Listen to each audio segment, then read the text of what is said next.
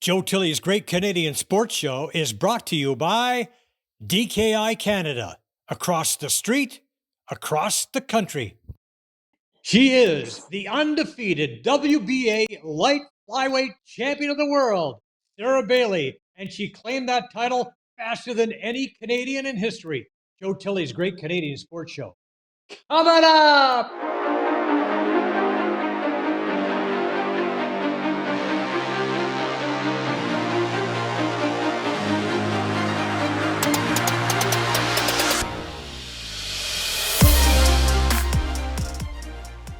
Our guest today hails from North Vancouver, BC, now calls Toronto home. Formerly Sarah Haghighat-Joo, 144 amateur fights, 122 wins, 5-time Canadian champion, 2-time Irish national champion, multiple international championships, top 10 IBA world-ranked amateur boxer for several years, 5-0 as a pro, the reigning WBA Light Flyweight Champion of the world, fastest Canadian to ever win a world title 17 months after her pro debut. Welcome to the program, Sara Bailey. Sara, great to have you here. Thanks so much for having me, Joe. Okay, so we like to begin at the beginning. You have Iranian and Sierra Leonean heritage. Tell us about your background a little bit. So, yeah, been born to Persian parents. I was raised in Vancouver, BC, and my parents immigrated to Canada, I think like 1988 or something, and decided to have a family here in Canada, get away from the crazy life that they had in Iran and have set up an opportunity for their kids. So they ended up having 4 kids here in Canada. And I've been back to Iran about once, I think, when I was 15, 14, and it was pretty eye-opening, and I couldn't be more grateful for my parents who decided at such a young age, at 18, 19, to come to Canada and have their kids here, because if it wasn't for them, I wouldn't be doing what I am doing now so freely, right? So it's just crazy to think like what life could have been and what it is because of my parents, and that's how it all started, here in Canada. Yeah, just another great reason why we love this country, right? For sure. Exactly, So, yeah. what got you into the sport of boxing? Not exactly, sport that most parents kind of steer a child into, but yours did. Tell us about that. Well, my parents are pretty open-minded about sport in general. They just wanted their kids to succeed at anything. And my father was a wrestler for the Iranian national team, which wrestling is huge in Iran, right? They're always on top of the podium at the Olympic Games, and it's massive for their country. So combat sport, I feel like, was kind of in our family. And my brother was actually going to a boxing gym from really young age. He was doing all the mixed martial arts. He was doing kung fu at a really young age. He was doing kickboxing, boxing, wrestling, Muay Thai, all the above. And I was in a lot of just school sports, doing a lot of team sports. And um, it wasn't until my grade 11 year of playing basketball where my coach decided that they were going to bench me for the year. And they said, like, we want to give the younger kids a chance to play. And this year, although you're on the team, we're going to bench you. And I was like, the competitive nature that I have, I was like, that's not happening. Like, I went home, I cried because basketball was big for me. Like, that was my favorite sport. And my parents were like, instead of crying and whining about it, like, why don't you just go to boxing with your brother? Like, we're already taking him, might as well, like, 2 of you go together. And we're only 14 months apart. He's younger. And I was just like, sure, but like, look at the way he looks. Like, look at his nose; it's broken. Like, I always went to Mhm. all his competitions, and I was like, man, it's like it's a really tough, savage sport. Like, I don't think I want to be doing it. And they're like, you don't need to compete, Sarah. Like, just train, just do the workout. And I was like, sure, why not? So I went, and I fell in love with it. I picked it up really quickly. I feel like, having sport, having that basketball with the footwork. I had been engaged in a lot of sport growing up as well, and just watching my brother, I feel like I picked it up fast, and within 6 months had my first fight. Absolutely loved it. I loved how it wasn't a team sport. It was all the glory on me. Like, when my hand is getting raised, like, I'm getting all the attention. And so that was just a way of my brother and I to bond as well too. Like, we were like twins growing up. Everyone thought we were twins. So um Yeah, and unfortunately, he passed away in September of 2023, and it's been over a year now. And Mm. it was tough for my family, but boxing. I feel like like continuously boxing for the two of us has really helped my parents just see that he's still around through me as well. What happened to Sasan, if you don't mind me asking? Um, Sadly, he troubled with drug addiction, and he was also quite depressed as a person. And I think the two right now with mental health and stuff, like it's big, and there's not a lot of resources out there for young adolescents, right? So I feel like he really struggled just balancing both the drug addiction itself and the mental health, and just ended up overdosing. Um, Yeah, well, I feel your pain. My son Spencer was died of an overdose in 2014, and I know that his brother Tyler, who's really an accomplished professional artist, and his sister Haghighat-Joo, who wrote a book and then is now establishing quite an interesting career in comedy. They both drew a lot of inspiration from Spencer and continue to feel his vibe, if you will, as they continue their pursuits. And I want to ask you if that has been a big factor for you in your. You mentioned that the two kind of become one in the boxing endeavor now, right? But it's do you feel him pushing you there? Do you feel your oh his yeah, yeah. for sure. Yeah, yeah, big time. Yeah, with him, like I think it started at a really young age when he started kind of dabbling in those things, and he loved boxing. He was very good at it. He was athletically gifted. He had it all. I just don't think he got the help he needed at an early age, and I wish he had gone to rehab. I wish he had doctors helping him, and I think it's a case of he didn't realize he had an addiction, and even though we would tell Mm. him like listen to this on, like it didn't matter whether it was prescription, recreational, drugs, alcohol, like it was all of the above. It did it like he was into all of it, and we thought that the sport would kind of save him, and he just couldn't kick it. Like he would go clean for 4 or 5 weeks, and then just it would just rebound constantly. And he thought he could do the two together and train 2, 3 times a day and be a pro athlete. Like he was at a very high level amateur. He never turned professional, but he it was still like everything he was doing. Like it was day in day out. He was boxing, but then on the side he still had those battles. And I think it was all mental. It was he almost needed like a fallback excuse. If I fail, this is why. And I think that's a lot of the times with athletes. They want a fallback excuse.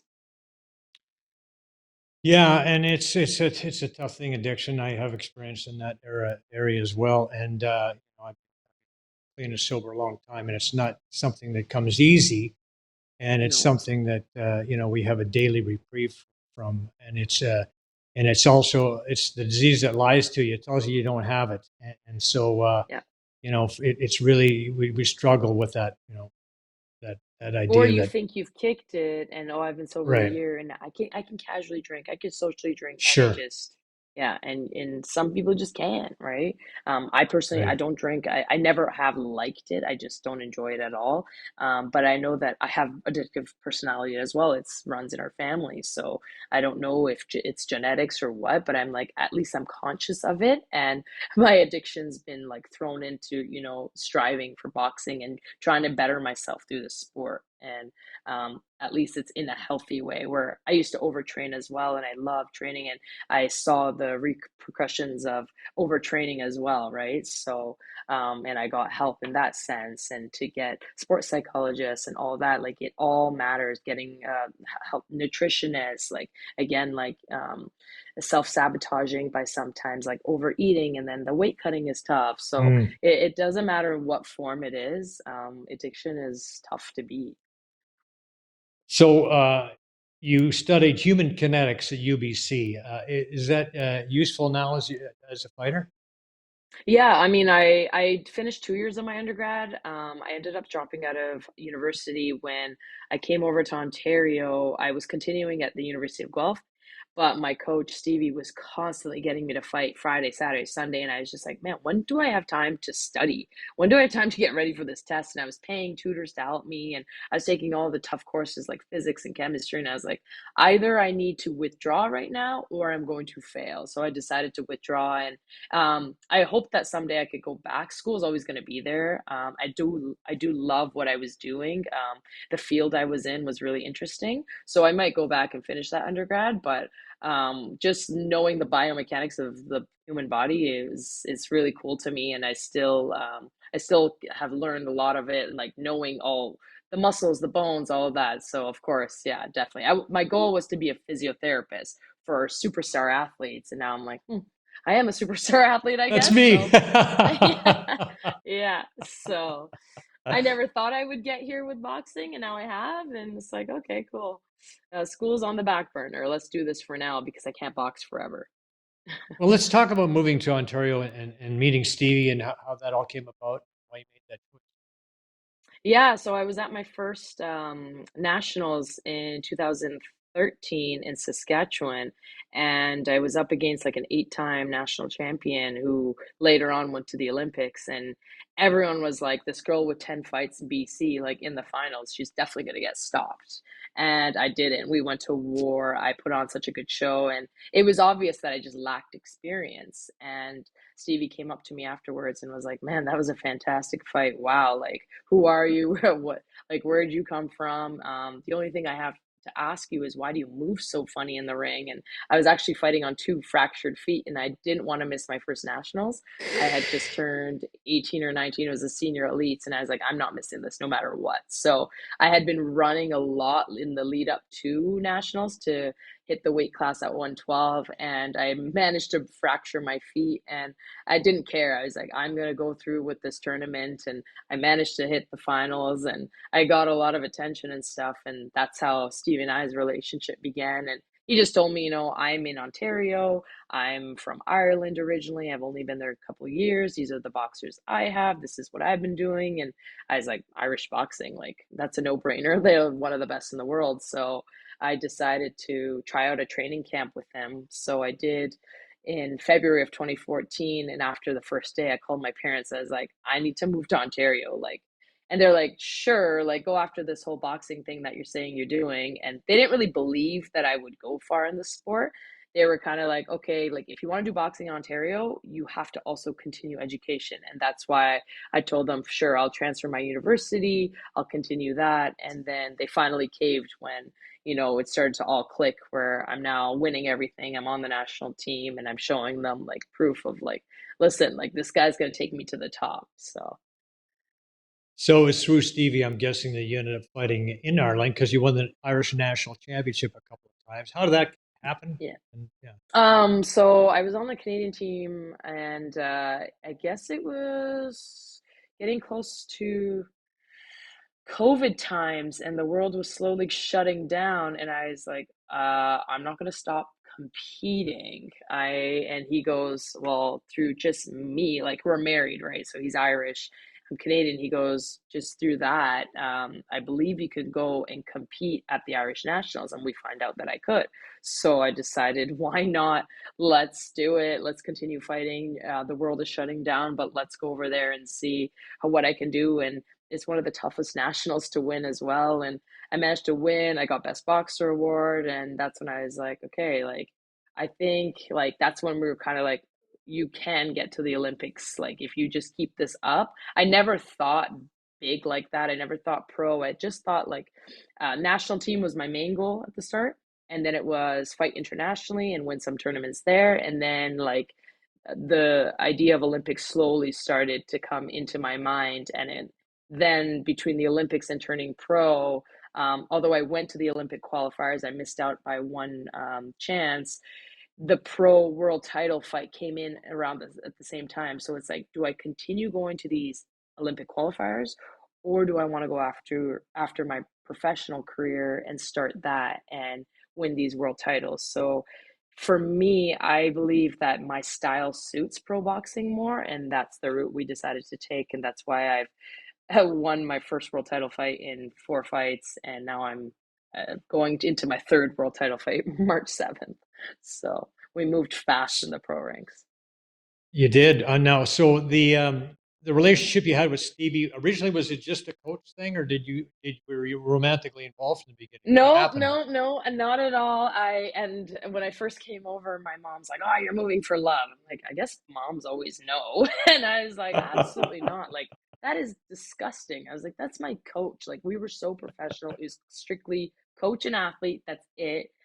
We were roommates living under the same roof, but we also had another roommate with us too. So it was like a few of us living together. And Stevie was actually really helping me out a lot because when I came over to Ontario, I had nowhere to go. I had no place. And I was like, I had no idea how to even get a place, like go on Kijiji or Craigslist or how do I find a roommate? I'd never done that before. I'd only had lived at home before that. So he's like, you can move in with us. And he didn't even charge me rent, nothing, gave up his room, poor guy sleeping on the couch. And he helped us out a lot. And people kept making jokes of like, you guys are together, like you guys are always together, like you guys are practically dating. And I was like, we're not. Like, stop talking like that. Like, yeah, sure, we go grocery shopping together, and we go to the movies, and we go to Canada's Wonderland. And I was like, oh my god, we do everything together. Like, he's my best friend. I was like, he's my best friend. And then I spoke to Stevie. I was like, people are saying this about us. Like, is this gonna if we like, should we start dating? Like, I didn't mind who he was as a person. Like, I did love being with him. He's my best friend. So I was like, I'm dating my best friend. And I was like, is this gonna hinder my boxing? I've come to you from BC to Ontario to follow that like national team dream of mine. That was the main reason I came over to train with Stevie, to get on the national team. And he's like, Sarah, if anything, I'm going to be tougher on you. Like, do not worry about a thing. And so the first week where we're kind of like, okay, like let's go out on dates, I guess. Let's go to dinner. I kind of freaked out. I was like, never mind, I don't want to do this anymore. Like, I was scared to like give him a hug. And he's like, Sarah, relax. I'm still your coach. Like, we can separate the two. And you know what? Nobody even has to know. And they didn't. For the first, I want to say 5 years, nobody knew that we had dated. We had been married at this point. Like, people Oh, still wow. are finding out at West End and congratulating me. I'm like, for what? I've been almost married to him for almost 10 years. This year will be 10 years. And they're like, no way, you guys are together. But we're so professional, even like working at the same place and stuff. Like, nobody would ever know. Like, we just keep it completely separate. And that's how I want it to be, right? Because for both of us, boxing comes first. You mentioned that you became, best friends before the relationship kind of Yeah, manifested. And you know what? yeah, I know a few people who've, started out that way, and it seems to be it seems to be a way that's something that works. Seems to be something yeah, that really yeah, works. yeah. And Yeah, and and so I think because he was my coach first and then partner second, that's why it worked too. I feel like if he was my partner first and then started to coach me, that's when it becomes kind of messy, and you don't want to yeah, listen to them. I can see that. Yeah, Listening to yeah. you. Like, who's this guy So telling me what to yes, do?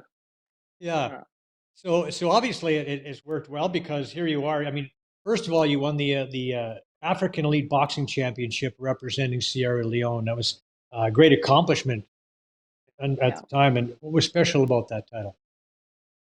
I mean, now I've gone to three different continents and won on different turfs. So knowing that I have heritage, like my great great grandmother, I guess, Sierra Leonean, but it just was cool to be able to go into another, like, again, foreign turf and be able to win there as well. And the people there were so proud that, this girl from Canada, she could be competing for Canada, and she's come and competed for our country. So it was a really proud moment for everyone.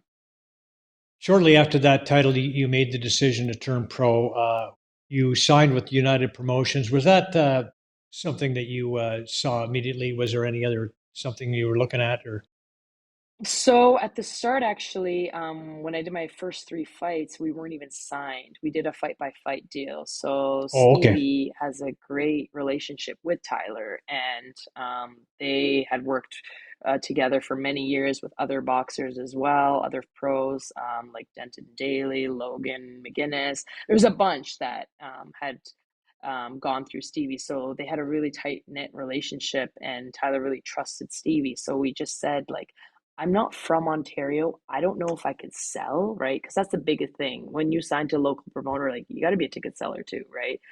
You have to be good at boxing, and you have to also be able to sell tickets. So we just said, like, let's do this one fight and let me see what I can do. And that first debut I had, I ended up doing an 8 rounder, and I managed to sell a good bit, and I brought a good crowd out. And then we went to our second fight, and we did a 10 round fight. And same thing, it grew from the first fight. And then we went into that third one, and it grew again. And that one was in Pickering. So even tougher now to bring people out, right? I was boxing in Guelph first. Now I'm at West End and Etobicoke, and now this third pro fight, you guys all have to come to Pickering and follow me there. So Mm. that he saw our efforts, and he saw how well we were selling, how good of a crowd I was bringing out, and he just liked the look of me, how I could box, how I had a good fan base. So going into that fourth fight, he got me that world title fight, and now it's a case of, okay, I'm not just going to get you this world title fight and it's still a fight by fight deal. Now you got to sign with me. And nobody else would have done that. No other big promoter would have. In So I'm 3-0 going into my fourth pro fight, world title. Like, that is huge. Like, you don't see anyone do that nowadays, right? Clarissa Shields was the other one who did, and she's a 2-time Olympic gold medalist, right? So, and has that name. So here I am in Canada, not as big as her, and I managed to do that with United Promotions. I was like, it's a no-brainer. Of course I'm going to sign to them. Yeah, I mean, you look at maybe Lomachenko as guys who came out amateurs had Yeah, that much yeah, success that fast. It doesn't exactly. Yeah. very, very rarely that happens. We actually have some vids of you training, from your Instagram site. Now, so this is, when you see, you train, you see you fight, you talk about, what Tyler Buxton might have saw in you as running United Promotions. Well, Sara Bailey is nonstop action, and you talk about that pro debut in November 2022 at the CAA Center in Brampton, um, Yeah. a unanimous decision over Nayeli Verde, and you're at this point you're not known amongst Ontario people, as you mentioned, but they were quickly would find out who you were. Tell us about that first fight and what it was like to step into the ring as a professional. I think it helped that I had been at the biggest stage as an amateur. So, I mean, the big lights, noise, all that stage, I had been used to it. So, that's why we were so confident to also go into an 8 rounder versus everyone else who usually starts out with a 4 round fight. I low key was panicked a little bit when Stevie said, we're going into an 8 rounder for your professional debut. I was like, are you kidding me? Mm. Nobody does this. Like, what's wrong with you? And he's like, yeah, nobody does this, but look at all your accomplishments from the amateurs. You fought everyone and anyone that you could, right? You fought every single style. Like, I'm really confident in you, Sarah. If anything, you're going to like an 8 round fight versus a 4 because you're going to have more time. You're going to have more rounds to figure this one out. Right. And after that first round, I remember when I came back to the corner, he's like, so what do you think? And I was like, well, now I know what you mean by hand placement. Cause he's always telling me, like, man, you got to have your hands up. You got to like be able to like move your hand where it is on your face, because once that headgear is removed and you got small gloves, those little shots on the top of your head, those are going to hurt, and that you're going to feel them. The equilibrium is going to be off. And I came back, I'm like, yep, now I get it. Like, so, but it was definitely everything I wanted it to be. Like, pro boxing compared to amateur is two different sports, and I can't believe I didn't start sooner. Like, I'm kicking myself, why didn't I turn pro sooner? But I do think I turned professional at the right time with the experience and stuff. I don't think I would have been able to do what I'm doing now if I didn't have the background of the amateurs. So here's what one of your sparring partners had to say about you as you were starting to rise up the ranks, and let's roll that clip. She is probably the most well-rounded fighter I've ever fought, like girls and boys included. She knows distance control. She has great balance. She knows how to cut off the ring. She knows how to pressure. She knows how to fight from the outside. She's just so well-rounded and so technical that she's the hardest person for me to spar. She is. Do you agree with that analysis? Yeah, I mean, kudos to Stevie because when I came to him, I was all out, just come forward, right? So previous to Stevie, I had about, I want to say 12-ish fights. And then since Stevie, I've been with him for 10 years now. And I was just come forward. I mean, you're still a novice, right? 1, 2, 1, 2, 1, 2. Right. I had zero defense. I didn't know how to move on my back foot. I was just, I think, more of a fighter for sure. I was fighter first, boxer second, and now I can do both. So, So your sparring is it pretty much always with people that are bigger than you? And is that an um, advantage or a disadvantage?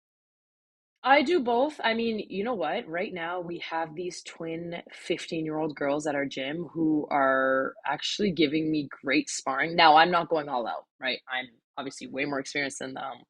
I'm bigger than them, but I can work on things then, right? So I can work with anyone, boys, girls, bigger, taller, smaller. It doesn't matter who they are. Like you could always take advantage of your sparring partners and work on something. So, I'll be going to Vegas next week and getting tougher rounds there. And that's where I'm getting rounds with people who are more my size, girls who would be in my weight class, right?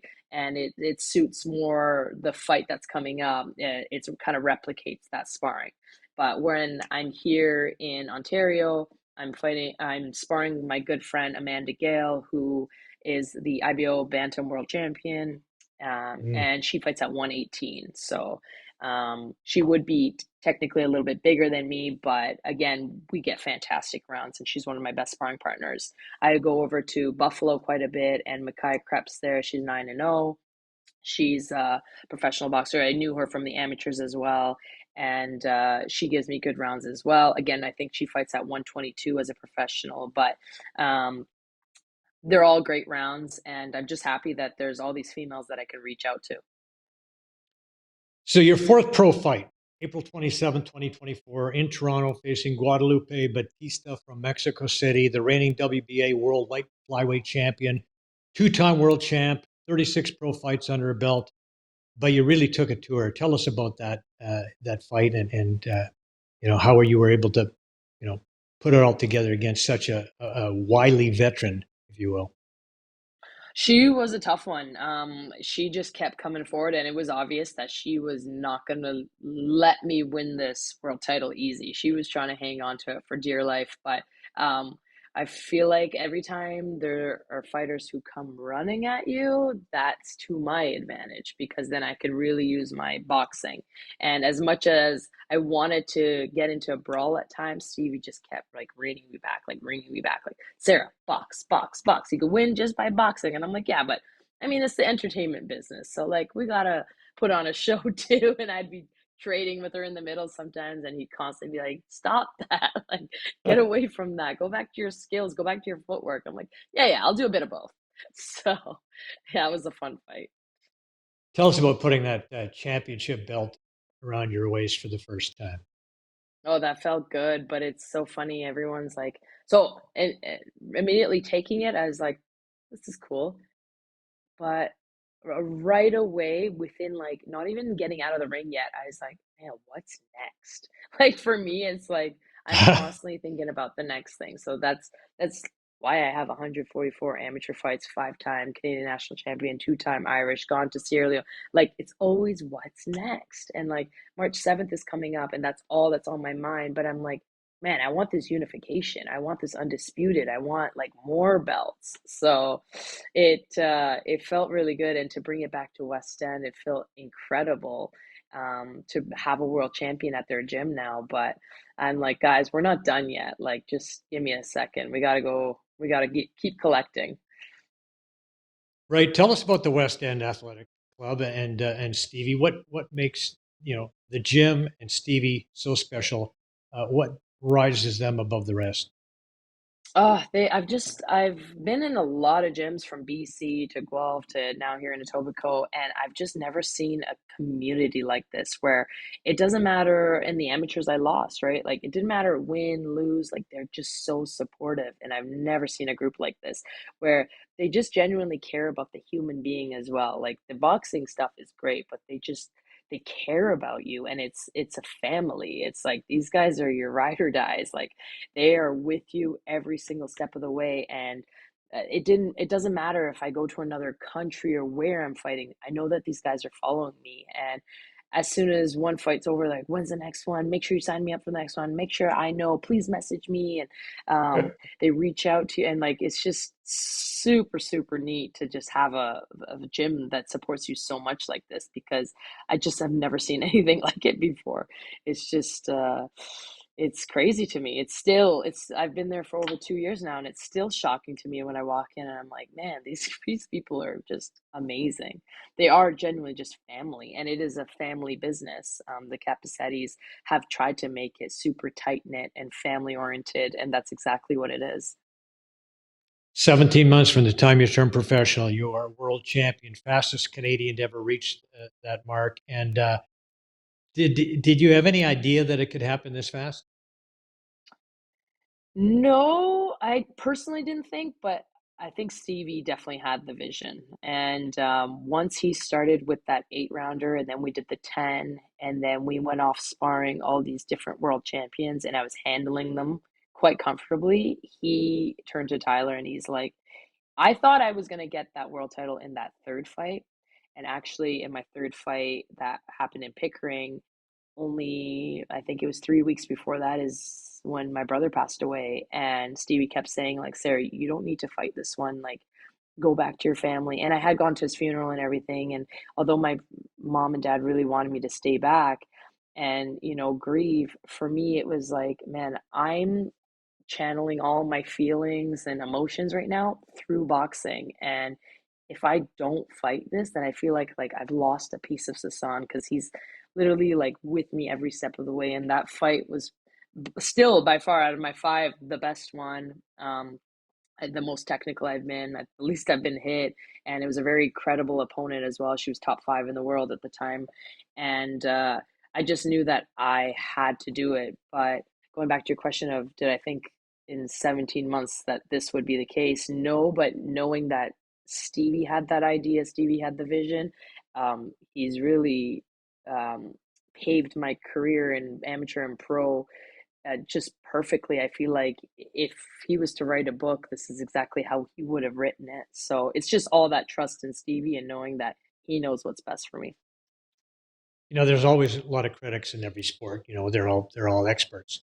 And did Yep. anybody come along and say, Sarah, you're rushing it. You should do so much so Yes. fast. Was that happening? Oh my God. Especially with that 8 rounder, that first debut, so many people came up to me saying, like, you are insane for doing this. You know that, right? And these are boxers. These are actually like Right, people who right. do know what they're talking about. And I turned to Stevie. I was like, so and so saying this, like, are we wrong to do this? And he's like, get all that noise out of your head. Sarah, please do me a favor and just like ignore them. And I'm like, how? Like, these are actual pros themselves that they're saying that I don't know what I'm talking about, why I'm doing this. Like, it's crazy for even attempting an 8 rounder in my debut. And then we went into a 10 rounder. And again, I'm freaking out because my opponent had about 50 fights. I had literally one. And I'm like, and he's like, I promise you, I swear, we have trained for this. Like, even though through the amateurs, like I was trying to suit you for the amateur style, I always suited the pros more. I was making it work in the amateur system, but my style from the beginning has worked for pro more than it has for amateur. And for the longest time, I made it work for amateurs, but he's like, this is what we've literally trained for 10 years. So please trust me on this. And he's been right. So I can't even argue the fact anymore. The guy's always right. It's Well, annoying. Andy's my husband. It's like, God damn. even now, eh? Even now, I'm like, he can't cook. And that's the one thing I Yeah. say. He can't cook. Yeah. So I'm Okay. always right in the You got kitchen. him That's there. about it. Keep him out of the kitchen. Things will be fine. He So, doesn't want to be in your it most anyways. your most recent fight is the title defense against Annabel Ortiz. Great footage here of Stevie warming up before the fight. Uh, Talk about this big title defense. This is your first one. You're wearing the belt into the ring for the first time. What was that like for you? That was Pressure? really nerve-wracking. Oh yeah, it was way worse than going into it as a challenger. It was like, oh my God, now I have to bring it back. Like I won it, now it's holding it. And I knew that she was a lot more crafty than I thought. Actually, when I got in the ring, I thought she'd kind of come to me more and I had to go after her. And I was like, oh, I don't know if I like this. Like she's changed up the game plan. But Mm. she was definitely difficult. And again, just listening to my corner, listening to I'm trying to listen to everything Stevie said. I think that's what really did help me win the fight. Because if I had gone in there aimless and had it Mm. been a 6 rounder, 8 rounder, then it would have been a lot tougher than me. But it was the 10. And I did think I won out of the 10 rounds. So each round he was telling me, okay, you won that, or okay, we lost that one. Oh, okay, that one was a toss up. Let's just give it to her. So at the end, when I heard the scorecards, I was like, okay, 97, 93, or whatever. That's definitely, I would agree with that. Yeah, and the scores did favor you. Let's talk a little bit about the fight through some of the highlights of that. So here's Ortiz, a scrappy Mexican, over 40 fights, a champion who had defended her title 14 times. Of course, as you mentioned, you expected a tough scrap, and you got one. We did notice that as we continue the highlights here, you gave her a bit of a shove after the bell to end round six. Was she getting under your skin a little bit in this fight? Yeah, like the referee kept saying stop the rabbit punching, or she would call break and step back, and she wouldn't step back and hit me. Or after the bell, she's hitting me. And I'm like, my God, like, referee, do something about it. But I just have to know that the referee's not going to save you, right? They want entertainment and they're going to keep letting these things go. And it's in my hometown. So the referee also doesn't want to seem biased towards me. I understand all that. But I was just frustrated that one, you're making all these calls and I'm listening. I'm letting go when you're saying to let go.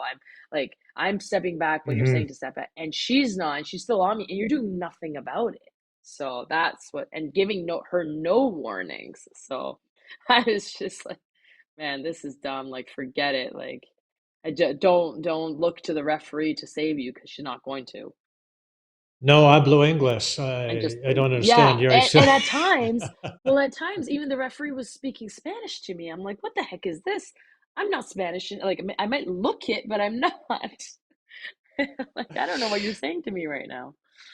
as the fight progressed, we noticed that you found really started to find a home for that right hand. Let out some nice Yeah, hooks as well. Was that the game yeah. plan to try to catch her coming in?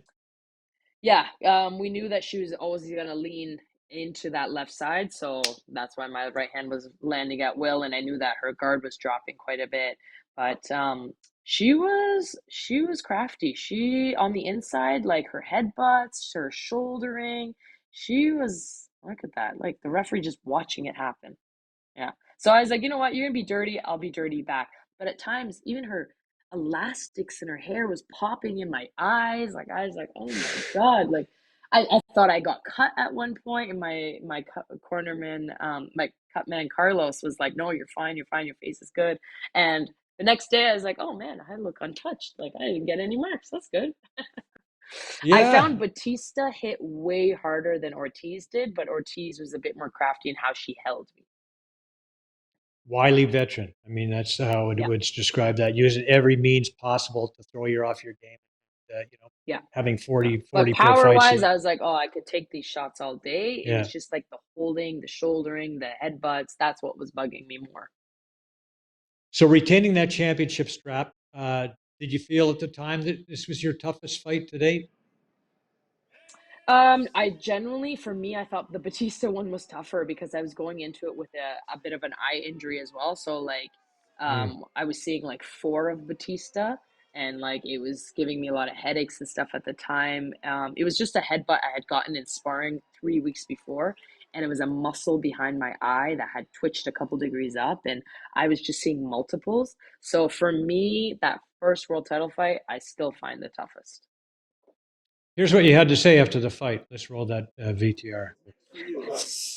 Absolutely anything. I have to sit down with my team, with Tyler Buxton, United Promotions, but hopefully a unification because this guy is a little bit lonely right now, and I'm like, off balance. So we need another one on this arm. I need all the belts. Like, I'm coming after the light fly division. I will fight anyone, everyone.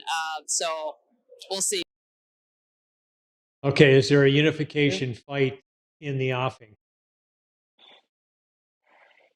We are hoping this year, 2025, it has to happen because I'm like, time is ticking. I'm not going to box forever. It's just a known fact. I want to have a family too, right? I cannot box forever. So I'm saying, in 18 months, I want that unification and I want to be undisputed. These two things have to happen. Well, the next up, you got a fight coming up in March. You mentioned March 7th. Tell us who you're fighting and where it's going to be. Who I'm fighting, I don't know yet. I don't have an opponent. This is a co-promotion with MVP, so it's not just United. Normally with Tyler, we have our opponents set 6 weeks in advance, if not longer. That first world title fight, I knew of November of 2023, and we had that fight in April of 2024, so I knew way in advance. Right now, we're still looking at different opponents. They're still sending names. It's a lot of back and forth, but I'm hoping we lock something down in the next couple days because we are 4 weeks out as of tomorrow. So hopefully someone, but I do know that it's for a world title. It's for the WBA. I'll be defending it. So that's going into my third world fight in my sixth fight. So 50% of my fights have been world titles, which is pretty cool to say. Wow. Yeah, it took you four fights to win a world title. How many is it going to take to be undisputed? Well, I think Clarissa Shields did unified in 10. So I want to say I should have unification by 8 max. That's what I want to say. If I have unification by 8, I'm hoping by 9th fight I'm undisputed. That's what I'm hoping for. Okay, you're talking about Clarissa. We just saw a picture of her. She's brought a lot of attention to women's boxing. Recently became the unified champion in a third weight division. Is she the GOAT Yeah. of women's boxing? She probably can name herself the GOAT, to be honest. I mean, she's done so much for the sport. She's broken a lot of barriers herself, and she's impressive. And her fight, I don't know if you watched it, but it was actually really good. It just as I thought it would go. Had it been 12 rounds, I feel like she would have knocked her out.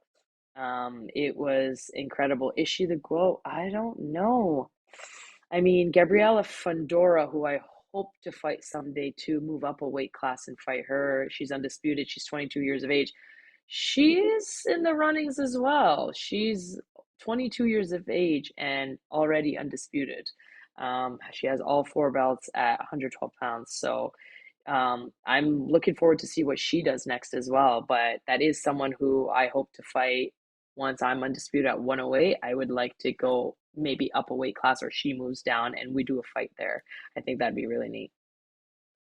So you become undisputed. She's undisputed at flyweight, and then you have the unification probably at flyweight. Either she comes down, I go up. Yeah.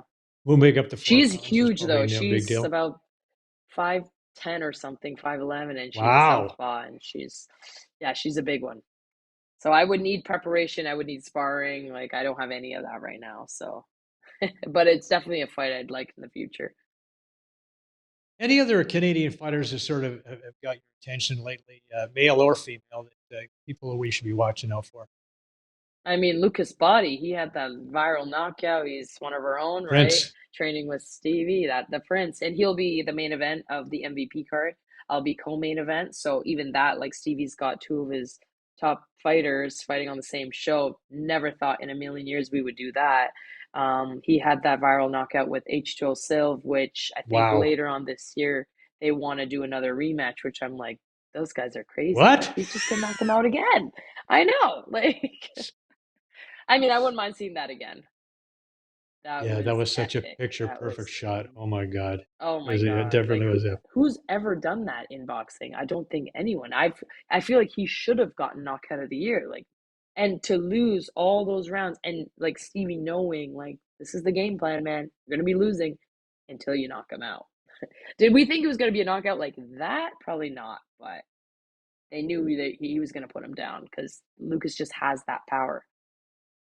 And he's a good guy too, Lucas. Just a Oh, good he's guy. fantastic. Yeah, Yeah. he's a great person. He's a people person. Everyone loves him. There's literally not a single person who can say a bad thing about him because he's such an awesome guy. Okay, so Sarah, we're partnered with a group called Believe, Become, Be You. It's a mentorship program for kids that are 10 to 17 years old, inspired by Sean Gindy, by Papa Jack. And what's the message that you might have for kids who are struggling today to find their way? Find something you love and get after it. It doesn't matter what it is, whether it's with school, art, sport, doesn't matter. And um, ask questions, get after it, and it, it doesn't matter whether you're athletically gifted or not. I personally was not. I was never athletically gifted. I worked my ass off. I lost out on the national final 3 times before I finally managed to get on the national team, right? So as long as you stay consistent and focus, I feel like you can literally get to wherever you want in life. Because again, I never thought I was going to be a superstar in sport. I wanted to be the physio for the superstars. And it's completely changed now, where boxing's my entire life and boxing comes first for me. So anything you like, it doesn't matter. Get after it and you will go far. Perseverance. And That's all now it you is. are the WBA Light Flyweight Champion of the World, Sara Bailey. That's And if you want right. to follow Sara on social, you can check her out, Sara Bailey Boxer on Instagram, Sara Bailey on Facebook. And Sara, it's been awesome having you on the program. Thank you for being here. Good luck in your journey to become a unified champion, maybe those divisions. Yeah. Undisputed in 2 worlds. In two Right. divisions. Undisputed. All 4 Yes. belts. I want all 4 and the ring maker. That's the goal. 2025, it has to happen. Pray for me. Yeah. Well, we're praying for you, and we'll be watching you. Thank you so much, Sara. Awesome. Thank you. Thanks Okay. for having me. And I really appreciate it. Thank you so much for the support. Our pleasure, Sara. And when we come back, Russ Amber has some ideas on a big boxing boost for Canada. Back in a bit. Addiction Rehab Toronto, Toronto's #1 alcohol and drug treatment center, saving lives, reuniting families. The only treatment center in the province to offer medical detox, treatment, sober living, and lifetime aftercare all in one place. Our unique and specialized programs are designed to equip our clients with the tools to successfully lead a life of dignity, respect, and purpose. Let us help save your life or your loved one's life. Call today for more information or to facilitate an intervention. 1-855-787-2424 or visit addictionrehabtoronto.ca. What I want to see in Canadian boxing, and one of the things that I think we're missing in this country, and I've made this point on French television, I've made it on my podcast in French, I'll make it here again, and it's a cry out to all the promoters locally, whether it be in Montreal or in Toronto. If you want to bring back world-class boxing and you want to bring Canadians to the world scene, they have to start fighting each other in Canada. Parents, what's the biggest fear for kids 10 to 14? A future they think they can't handle. At Believe, Become, Be You, we know confidence in the future is a habit we can build. Our course doesn't just prepare kids for the future, it seeds them with skills they will use now. For a limited time, the I Believe in Me Foundation is offering the first 1,000 kids and their parents 1 year free access. This priceless opportunity will save you over $2,000. This isn't just a course. It's a journey in developing life-enhancing skills that will grow with your child, fostering gritty minds, creative futures, and better bonds. Get signed up now at BelieveBecomeBeYou.com. That's BelieveBecomeBeYou.com. renewmedicalcenter.com. Discover the secret to timeless vitality at Renew Medical Center in Puerto Vallarta, Mexico. Our specialists unravel the science of aging, tailoring plans to defy its effects. Experience cutting-edge regenerative therapies such as stem cells and exosomes, addressing aging at its core. It's a wonderful spot, and I highly recommend it for whatever you may need, whether you just want to feel better, you want to look better, have basically a quality of life, just to ramp it up a little bit as we age. Liberate yourself from aging-related concerns, where accountability, technology, and passion for regenerative medicine converge. Begin your path to peak health and wellness with us. Schedule your appointment today at renewpv.com and elevate your quality of life. Across the street, across the country, when disaster strikes, DKI Canada is here to help. Whether it's water, fire, or wind damage, our experts respond quickly to restore your property to pre-loss condition. With cutting-edge technology and a compassionate approach, we handle emergencies like mold remediation, asbestos abatement, and more, ensuring your safety every step of the way. Your home is more than just a building. It's where memories are made. We're here to help you get back to what matters most. At DKI Canada, we're proud to restore not just property, but peace of mind. For fast, reliable service across the country, call DKI Canada or visit us online today.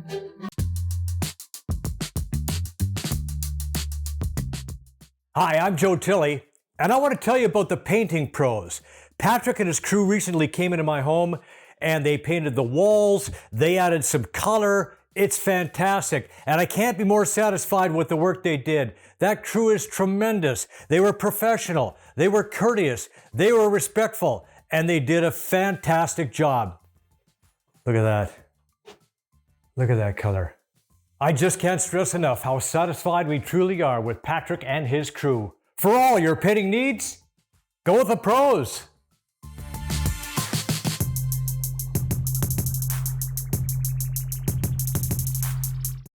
And we want to thank all the folks who make this show possible. These are friends, trusted business associates, and all-around great people. We highly recommend them all. Thank you for your support of Canadian sports. A reminder that the show is available on iTunes, Spotify, Breaker, wherever you get your podcasts from. Also, check out the show on YouTube. All of our past great shows are there, clips, shorts. Like and subscribe. It doesn't cost you anything. Also, our socials are at Joe Swiss Tilley on Instagram and X. Joe Tilley's Great Canadian Sports Show on Facebook. Thanks once again to Sara Bailey for joining us. Thank you for watching. We'll see you next time. Brian Gribben Insurance Planning, helping you solidify your financial future. At BGIP, what we do that's unique in the marketplace is we show people how to spend and enjoy their money in the early years of retirement without the fear of running out. Also, we're able to do this without you having to change financial advisors. Please look us up at bgip.ca today. Let's book a 30-minute phone call to see how we can bring value to you and your family in your planning. Call Brian today for all your retirement needs. We did. 905-686-5678. MNP, a leading Canadian national accounting, tax, and business accounting firm. MNP proudly serves and responds to the need of their clients in the private, public, and nonprofit sectors. Through partner-led engagements, MNP provides a collaborative, cost-effective approach to do business and personal strategies to help people and organizations to succeed across the country and around the world. With local offices in Oshawa, Mississauga, Burlington, and more, their team is here to support you. Visit mnp.ca today to learn more. Rooted in 60 years of tradition, Sleepy Hollow is a private golf club with a friendly community of members just minutes from Toronto. With mature trees and rolling fairways, Sleepy Hollow provides a challenging and enjoyable experience for passionate golfers. Enjoy great golf, amazing dining, and a picturesque patio second to none. Visit sleepyhollowcountryclub.com. Joe Tilley here. My wife Penny Claire and I recently took an amazing trip to Egypt and Jordan with Trip Oppo. And here are our top 10 must-dos. Last but not least, we relaxed at a luxury resort and took a dip in the famous Dead Sea. This beautiful resort was a perfect way to cap off our incredible adventure in Egypt and Jordan. After days of exploring ancient ruins and bustling markets, it was wonderful to just kick back, put on a little mud, and soak up the sun by the Dead Sea. Oh, I almost forgot to mention the amazing cuisine in Egypt and Jordan. Don't forget to try the delicious local food like mouth-watering Egyptian barbecue. And the best part is that our Trip Oppo tour includes almost all of the meals, so you can indulge in the local cuisine without worrying about opening your wallet. I would highly recommend that you book your next trip through Trip Oppo. Call them today. Guests on Joe Tilley Sports receive a gift certificate from Classica Imports. Top of the line imported men's clothing. Check out the Classica Essential Collection now. Go to shopclassica.com.